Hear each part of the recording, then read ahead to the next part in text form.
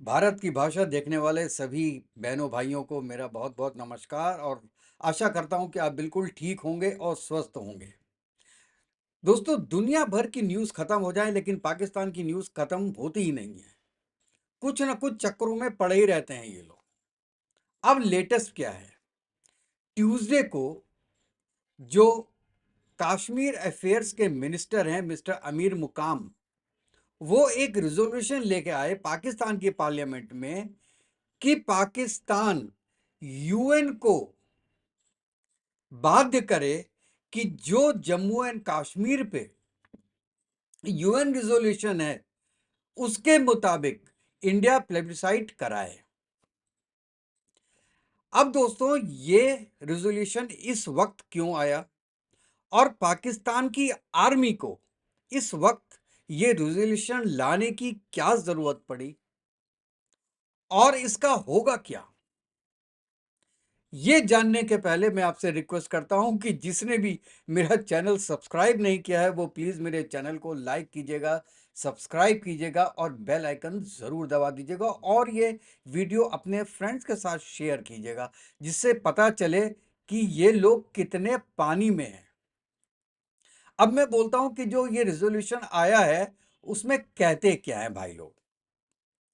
उसमें अभी देखिए, अब आगे ये हैं भाई साहब मिनिस्टर मिस्टर अमीर मुकाम। वहां पे रिजोल्यूशन पेश किया और पास भी हुआ। और क्या कहा गया?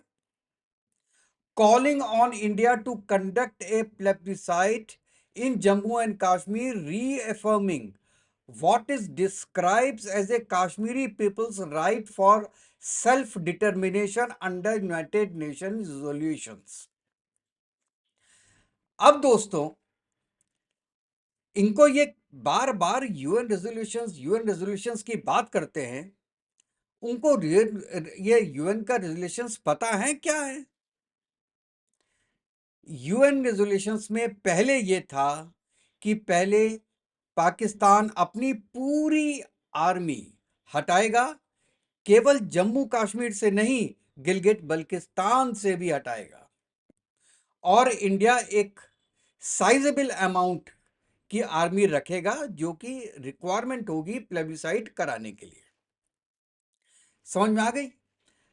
उसके बाद पाकिस्तान ने ऑब्जेक्शन किया कि साहब हम तो अपनी पूरी सेना हटा लेंगे, फिर इंडिया ने अटैक कर दिया तो क्या होगा? अरे, इंडिया की जो वैल्यू है वर्ल्ड में, अगर उस वक्त कर लिया होता ना तो हो सकता है उस वक्त कश्मीर आपके पास चला जाता, क्योंकि पूरे वर्ल्ड को नाराज करके इंडिया कभी भी अपनी आर्मी नहीं घुसाता। अरे, जब 71 में बांग्लादेश आजाद कराने के बाद भी आर्मी वापस आ गई और एक इंडिपेंडेंट कंट्री बना दिया, तो कश्मीर को क्यों नहीं बनाता उस वक्त? लेकिन आपको अपनी तरह समझते हैं सबको, तो आपको विश्वास नहीं था हिंदुस्तानियों पे। चलिए, कोई बात नहीं। उसके बाद जो फाइनल रिजोल्यूशन आया उसमें यह कहा गया कि ठीक है, दोनों ही अपनी सेनाएं निकालिए और एक थर्ड पार्टी की यूएन की एक सेना वहां पे रहेगी और वो प्लेबसाइट कराएगी। यह फाइनल हुआ। आज तक दोनों ने अपनी सेनाएं हटाई नहीं। अच्छा, और एक बड़ी बात कि जो यूएन रेजोल्यूशन का ये आर्टिकल 6 है, आर्टिकल 6 एक सजेस्टिव आर्टिकल है। आर्टिकल 7 है वो डिफर्मेटिव एफर्मेटिव वाला है कि आपको ये करना ही पड़ेगा, नहीं तो यूएन की फोर्स आएगी या यूएन आपको प्रेशराइज करेगा करने के लिए।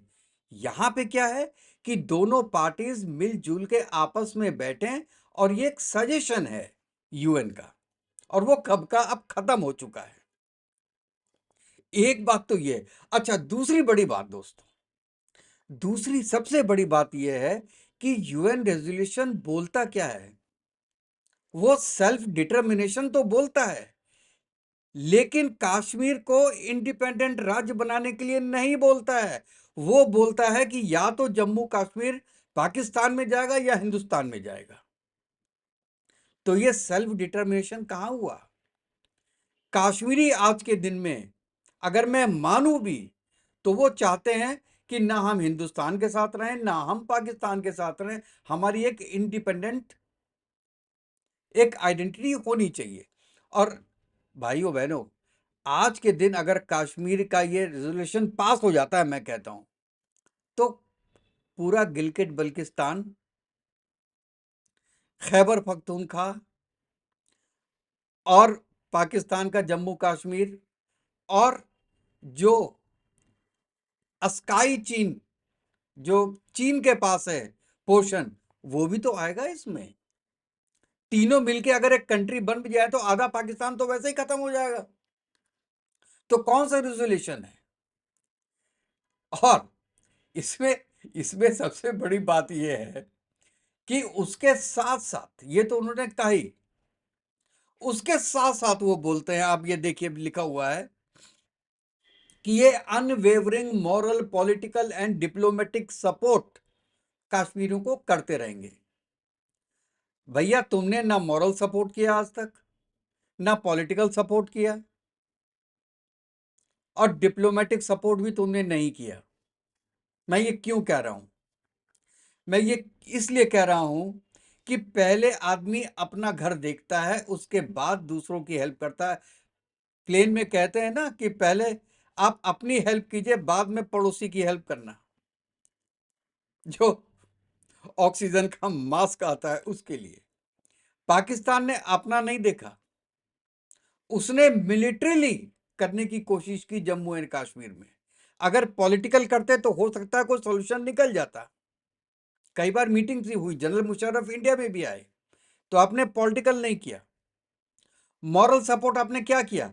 केवल 4 फरवरी को खड़े होकर बोलना, या आपने यूएन सिक्योरिटी काउंसिल में, यूएन काउंसिल में जाके आपने स्पीच देनी।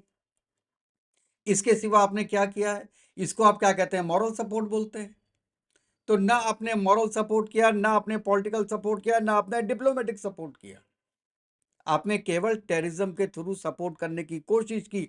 और एक बात ये तो सोचिए कि उसमें आपके लिए क्या बचा? आपने अपने देश की इकोनॉमी खत्म कर दी। 3 बार इंडिया से हार गए कश्मीर के लिए। ये देखिए, ये आपने एक्सट्रीमिज्म का किया है। आपने अपनी एजुकेशन सिस्टम खत्म कर दिया, गली गली में जिहादी पैदा कर दिए। आपने जिहाद इसलिए पैदा किया कि जिहादी जाके कश्मीर में लड़ेंगे। तो क्या है, आज के दिन में आपके जितने भी पाकिस्तानी हैं, सभी छोटे छोटे जिहादी हो गए, एक छोटे छोटे टाइम बॉम्ब बन गए।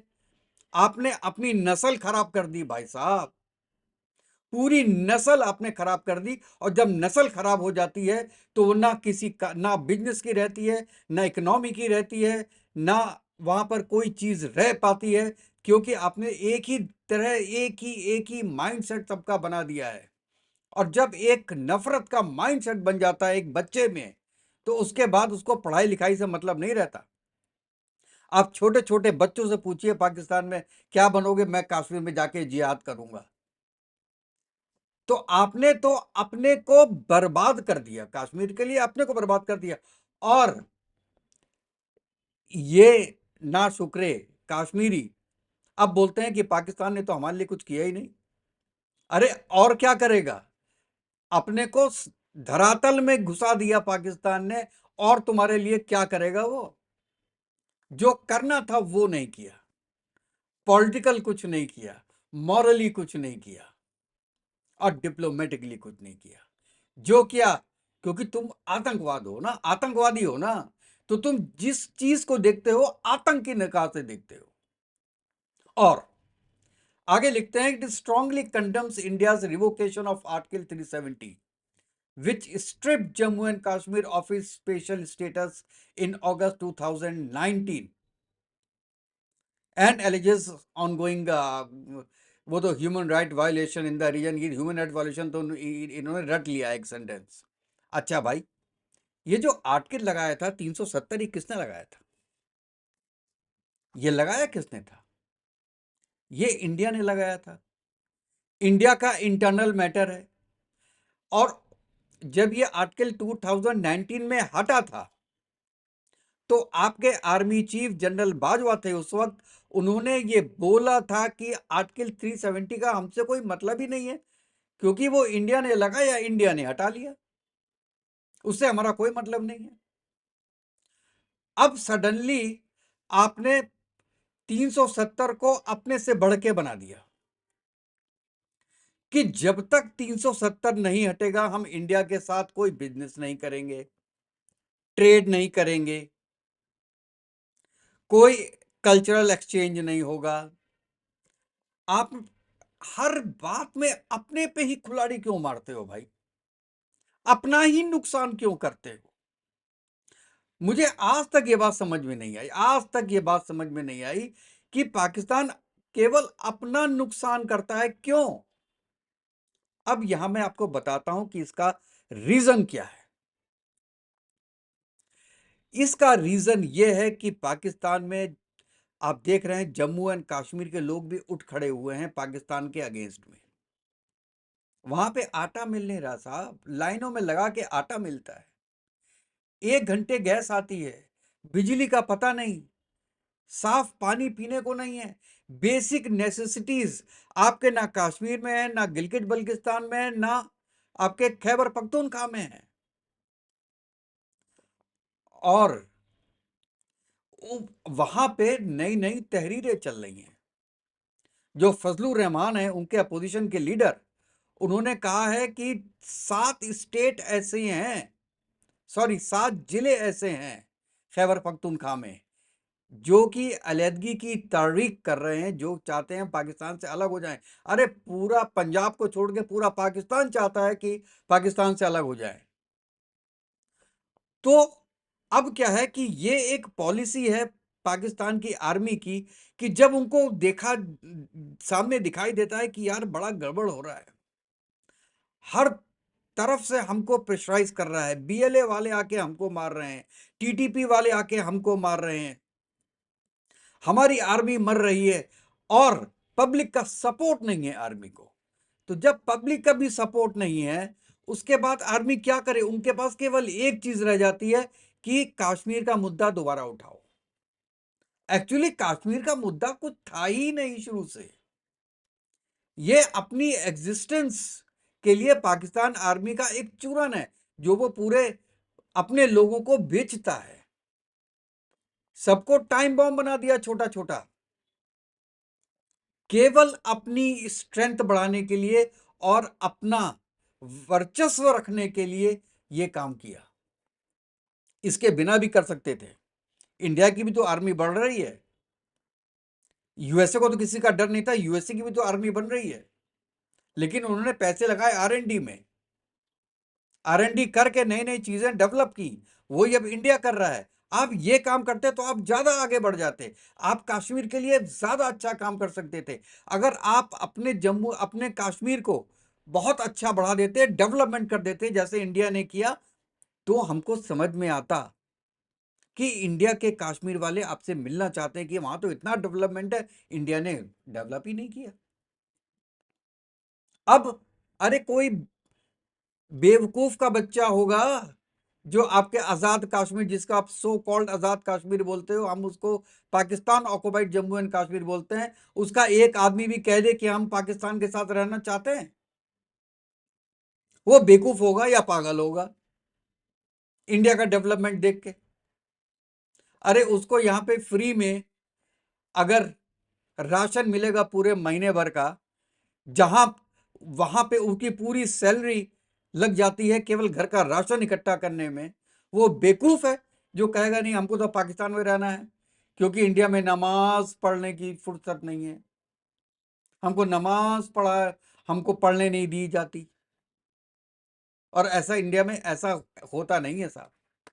यहाँ पे ये मल्टी कल्चरल कंट्री है, और यहाँ पे हर धर्म की उतनी ही इज्जत की जाती है।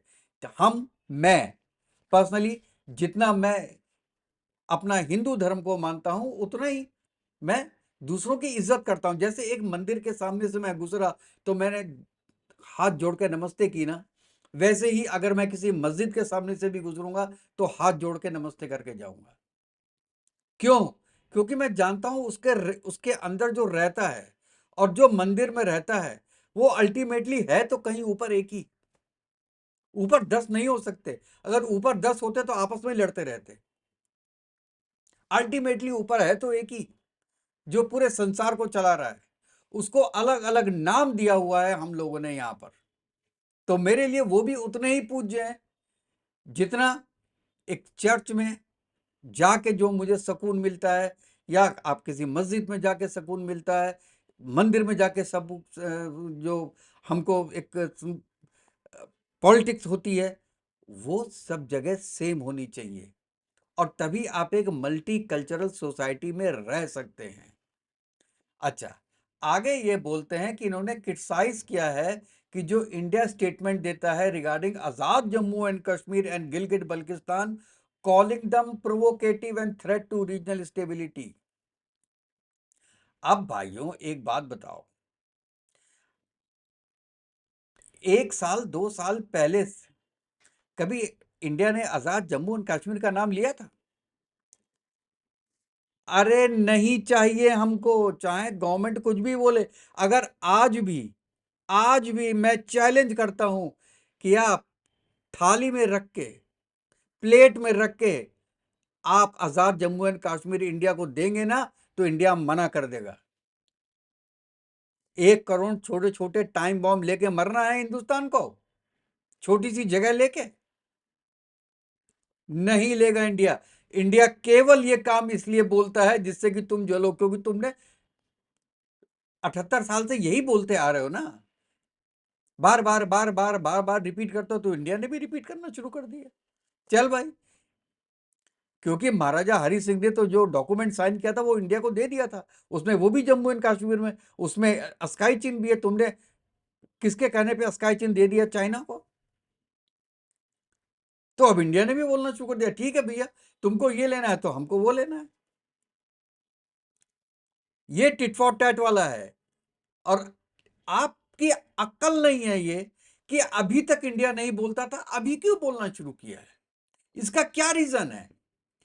केवल इसलिए रीजन ये है कि इंडिया आपको एक मौका दे रहा है कि आप समझौता करो, अपनी कंट्री के डेवलपमेंट में पैसे लगाओ, और जो सिचुएशन जहां पर भी है एज इट इज रहन दो। एक पोर्शन इंडिया का, एक पोर्शन आपका। आप अपने पोर्शन में खुश रहो, हम अपने पोर्शन में खुश रहे। मेरे ख्याल से तो ये अल्टीमेट सॉल्यूशन है, इसके सिवा कोई सॉल्यूशन है नहीं। और हम तो बिल्कुल नहीं चाहेंगे कि 1 करोड़ आतंकवादियों को आप हिंदुस्तान में ले लो। हमारे पास वैसे ही करोड़ों हैं, 25 करोड़ में 1 करोड़ तो हो गई, जो मन से इंडिया के साथ नहीं है। तो अगर आजाद जम्मू एंड कश्मीर के लोग इंडिया का पार्ट बनते हैं तो वो मन से तो नहीं आएंगे ना। तो आपका मन ही नहीं है हमारे साथ, तो हम उस एरिया को लेके करेंगे क्या?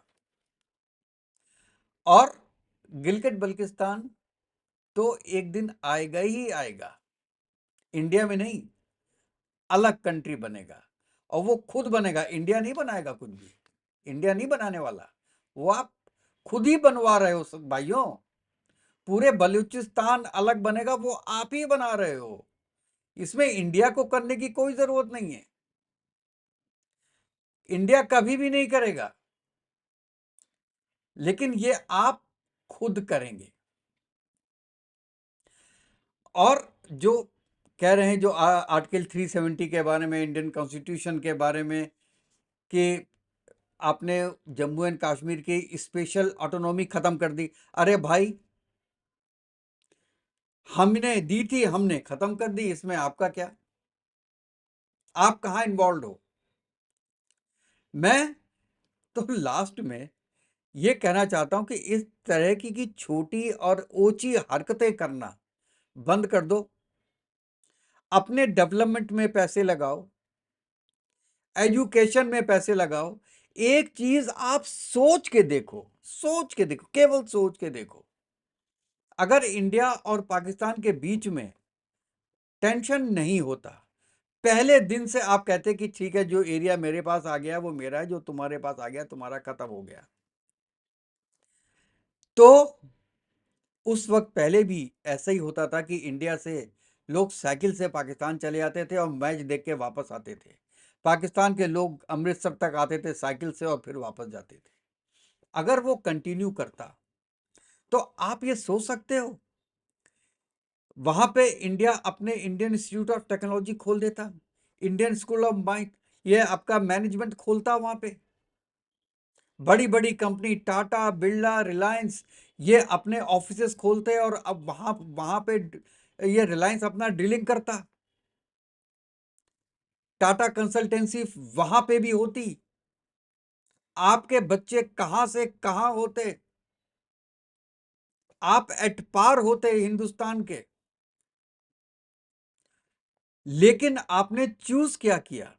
केवल वहां की आर्मी ने अपने अस्तित्व को बचाए रखने के लिए पूरे देश को पूरे देश को अपने हाथ में ले लिया।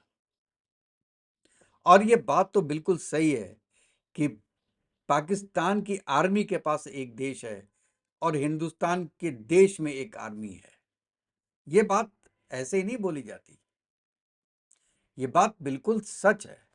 और जब जागो तब सवेरा, जिस दिन आपके बात में दिमाग में ये बात आ गई, उस दिन आप ये सब बोलना बंद कर दोगे जैसे इसमें बोला है, India imposed A months long lockdown in Kashmir.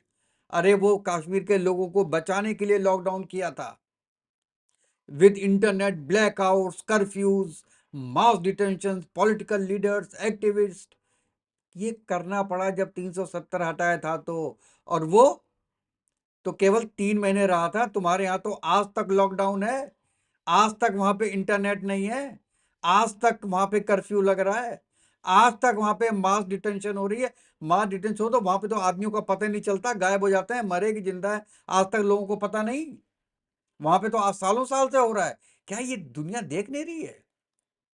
दुनिया सब देखती है, सबको पता है। इसीलिए पूरा गल्फ आज इंडिया के साथ क्यों खड़ा है?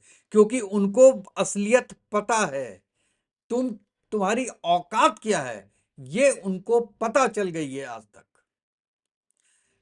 ऐसा नहीं है कि ओमान के हेड, आपका कतर का हेड, इंडोनेशिया का हेड, सऊदी अरेबिया का हेड, ईरान का हेड सब इंडिया में आते हैं, मोदी जी से बात करते, इंडिया से बात करते हैं। वो मोदी जी से बात नहीं करते, वो इंडिया से बात करते हैं। क्यों करते हैं? क्योंकि अब उनको जो आपने बरगलाया था वो उनको पता चल गया है कि आप लोग कितने झूठे हो, पाकिस्तान की आर्मी कितनी गलत है, क्या क्या कर रही है जम्मू कश्मीर में।